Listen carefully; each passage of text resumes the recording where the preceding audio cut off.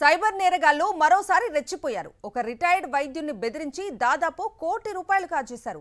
బాపట్ల జిల్లా చీరాలకు చెందిన ఒక రిటైర్డ్ వైద్యుడికి కొద్ది రోజుల క్రితం సైబర్ నేరగాళ్లు ఫోన్ చేశారు. అతని ఆధార్ కార్డుతో ఒక సిమ్ రిజిస్టర్ అయి ఉందని, దాని ద్వారా పెద్ద మొత్తంలో మనీ లాండరింగ్ జరిగిందని బెదిరించారు. దీనిపై ముంబైలో కేసు రిజిస్టర్ అయిందని నమ్మించారు.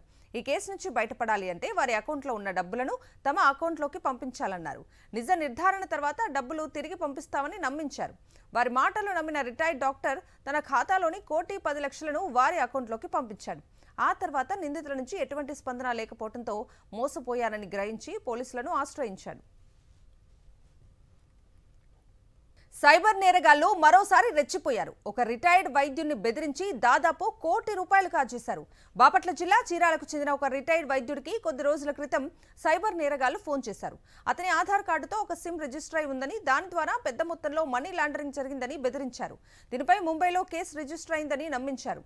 ఈ కేసు నుంచి బయటపడాలి అంటే వారి అకౌంట్లో ఉన్న డబ్బులను తమ అకౌంట్లోకి పంపించాలన్నారు. నిజ నిర్ధారణ తర్వాత డబ్బులు తిరిగి పంపిస్తామని నమ్మించారు. వారి మాటలు నమ్మిన రిటైర్డ్ డాక్టర్ తన ఖాతాలోని ₹1,10,00,000 వారి అకౌంట్లోకి పంపించాడు.